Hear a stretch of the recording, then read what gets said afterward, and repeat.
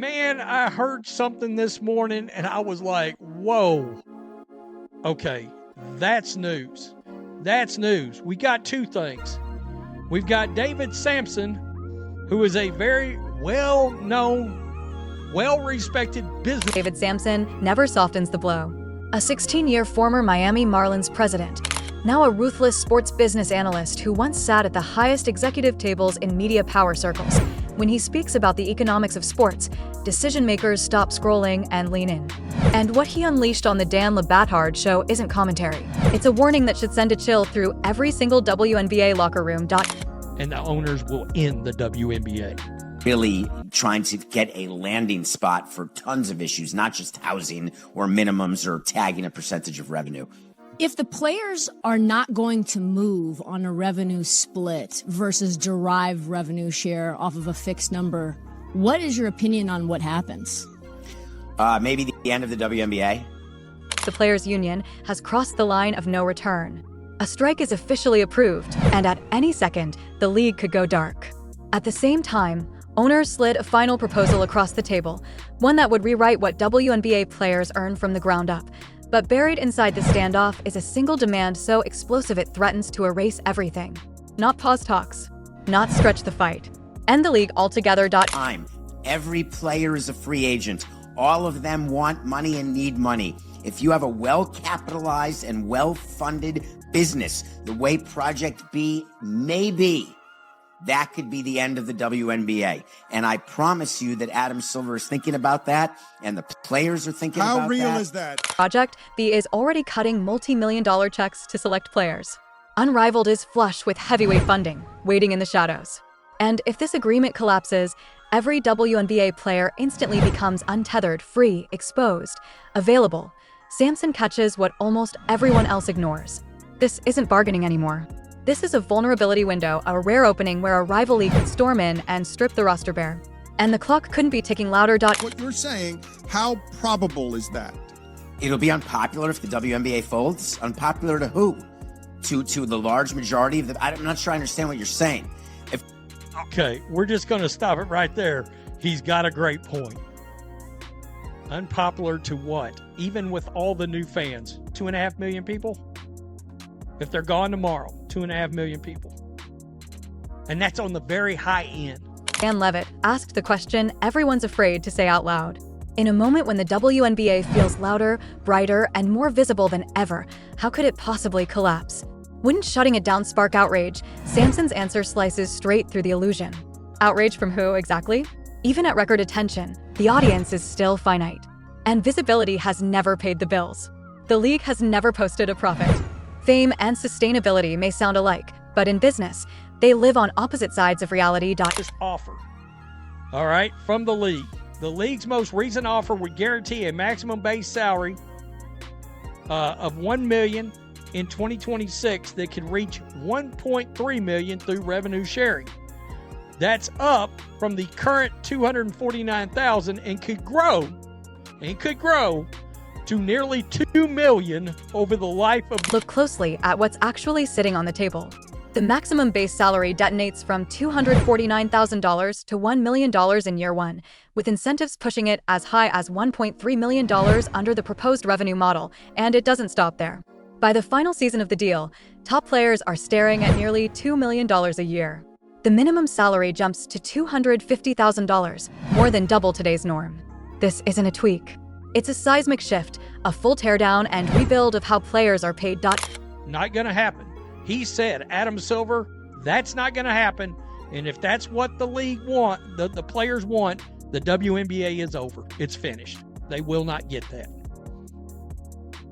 They will not get it because it's not financially viable. You just fold the league because the league's not going to make it then, and everybody moves on to whatever other league they want. But this is where the deal fractures. Two versions of revenue sharing are being sold as the same thing, and that illusion is driving the entire standoff. The players are demanding an NBA-style model, a guaranteed slice of total league revenue, profit or loss be damned. Adam Silver has already slammed that door shut.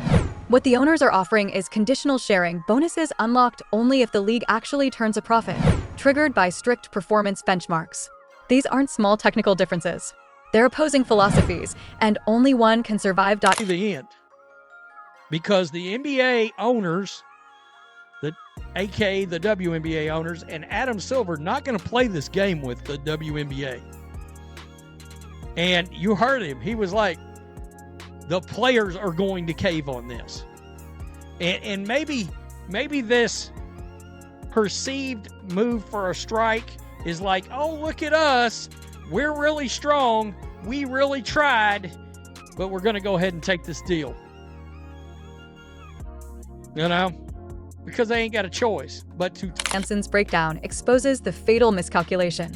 The players crown this moment as the moment, and in doing so, backed themselves into a corner. They tried to squeeze historic concessions out of a single negotiation, all at once. That's not how powerful unions win wars. Real leverage is built slowly, deal by deal. Trust earned over time. You let the business prove it can actually generate real money. Instead, the players are demanding the full payout now from a league that has never delivered a single dollar of profit to its owners.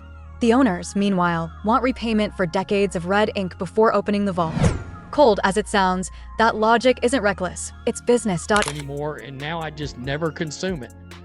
I didn't even know they were still talking actual sports on there.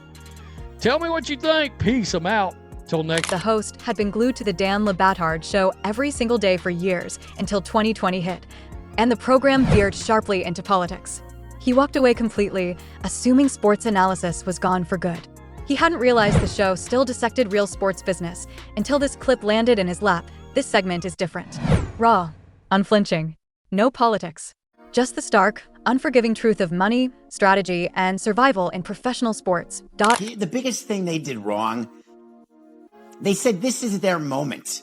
And so they've put a lot of pressure on themselves to make huge changes in the collective bargaining agreement because this is their moment. What you try to do is make incremental benefits through the course of multiple agreements. Hear Sampson's words clearly. The WNBA could actually end. Not exaggeration. Not bargaining theater. A real possibility. If the players refuse to budge on their revenue-sharing demands, the NBA owners who bankroll the league aren't going to negotiate forever. They've been covering losses for 27 years. Now, a new media rights deal finally offers a path to profit, and the players want to cement a pay structure that could make that path impossible before the owners see a single return. So what happens if this blows up? The consequences stretch far beyond a failed negotiation. The WNBA has operated in the red since day one.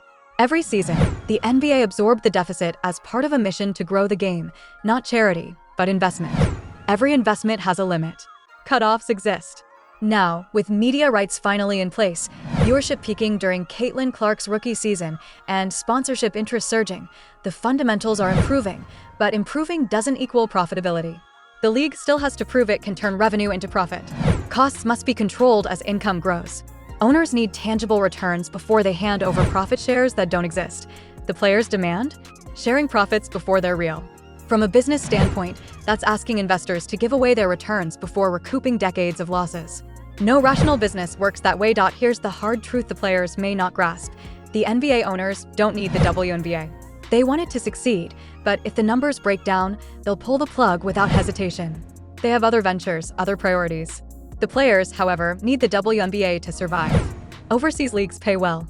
Project B and Unrivaled exist. But the WNBA is the pinnacle, the platform that elevates women's basketball and creates the visibility that makes all other opportunities possible.